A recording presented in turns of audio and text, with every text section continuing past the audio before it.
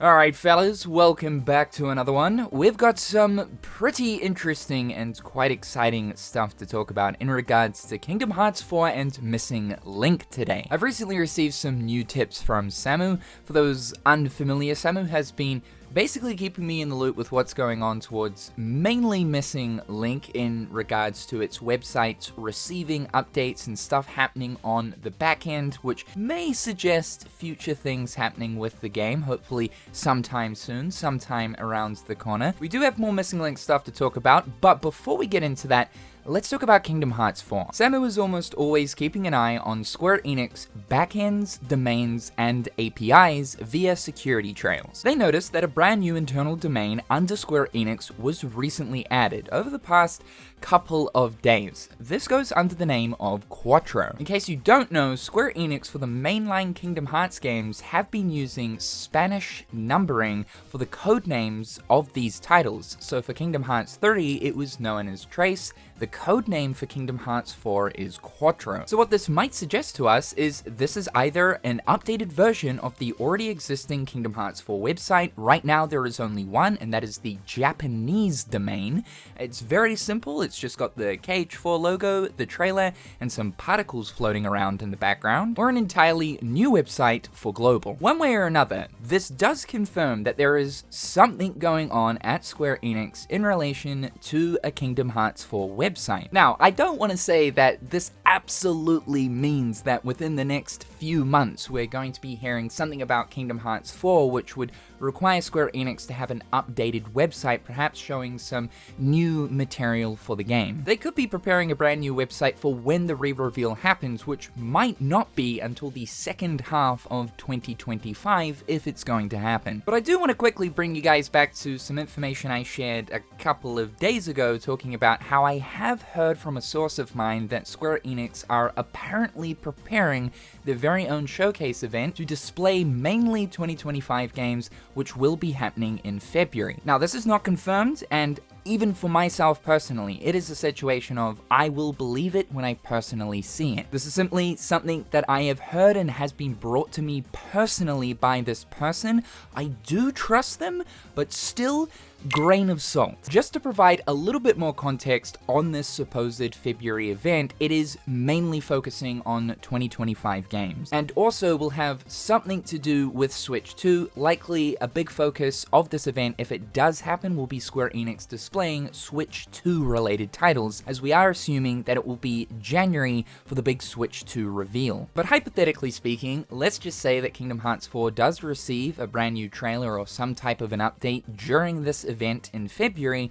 This would probably explain why Square Enix are currently right now preparing something to do with the Kingdom Hearts 4 website behind the scenes. This is definitely a good sign though. This at least tells us that Kingdom Hearts 4 is slowly creeping back into the realm of reality. As I've been saying, 2025, Square Enix are not going to want to go past that yet without saying anything more about this game. I am incredibly confident that next year we should know more about what's going on with the title, and will hopefully have some idea as to when it's releasing. Again, as we've talked about, many of us are putting our money on 2026. As a big target of Square Enix's right now is to try and get Final Fantasy VII Remake Part 3 out by 2027. I simply can't imagine both of those games releasing in the same year, so it makes a lot of sense to have KH4 in 2026 and FF7 Part 3 in 2027. Switching over to the Missing Link stuff, a brand new GitHub page that goes under the name of Fungo Test was discovered, which wasn't previously a thing prior to the 25th of November. A little bit of context, Fungo is the code name for Missing Link. Now, by the 5th of December, these GitHub links were removed. In the previous video talking about Samu tips, we were talking about the idea of Square Enix potentially doing another beta test. The most likely scenario with coming across these additional test servers that have been found recently on top of this GitHub link mentioning Fungo Test is that it's simply just test-related stuff in relation to Square Enix's continual development towards Missing Link. But it isn't out of the realm of possibility that they could be preparing a brand new staging server for another beta test of the game. Because one thing that we have been speculating is, what if Square Enix are actually preparing a PC version of this game? And is this perhaps why Missing Link has faced a delay, getting pushed out of 2024? Adding onto the PC conversation,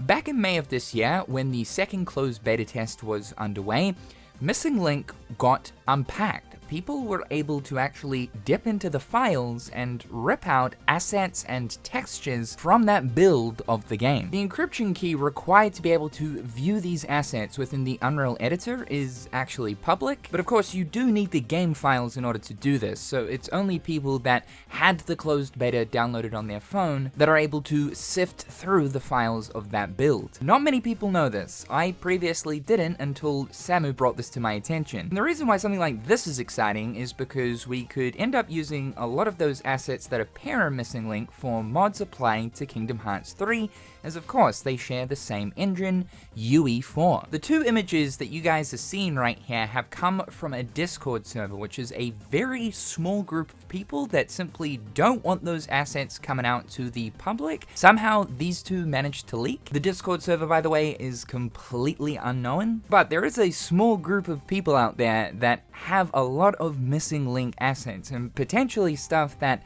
the public has never seen before sifted from that build. Now, how this relates to the PC conversation though is it has been mentioned by one of the members of that Discord server that there are actually Windows versions of Missing Link assets, possibly meaning separate assets for a PC version build of the game. Now, it's important to keep in mind though that the Windows versions of the assets that exist within that build could just be for development purposes. Now, the last thing, which might not be anything too much, but I think it's worth noting anyway, is if we go over to the licenses section for Missing Link, Vulcan is mentioned here. Vulcan is a bunch of development tools specifically for graphics for developers. And Vulcan is quite commonly found in a lot of console and PC related games. It's not so much used for mobile games, though Android is compatible with Vulcan. And it's only, I think, this year that iOS has since become compatible with these tools. Vulcan usually points more towards PC and console-sided applications. And before you get too excited with the mention of Valve Corporation here for the copyright,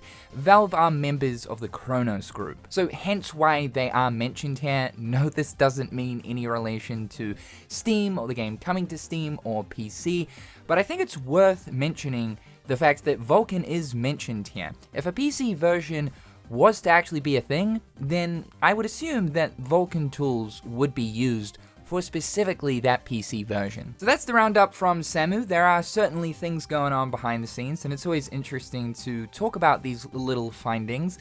Big thank you to Samu for sending me a lot of these different kinds of tips throughout this year. It's been incredibly helpful to provide a slight bit of insight towards what might potentially be happening with both Missing Link and now Kingdom Hearts 4 behind the scenes, especially while we go through this really dry period of no official updates. These little tidbits certainly provide small glimmers of hope. As always, be sure to leave your thoughts and opinions in the comment section down below, smack that like button, and subscribe to the channel if you haven't already. A big thank you to my wonderful patrons. I appreciate you guys supporting the channel. I hope you're all having a simply incredible day, and we'll talk real soon.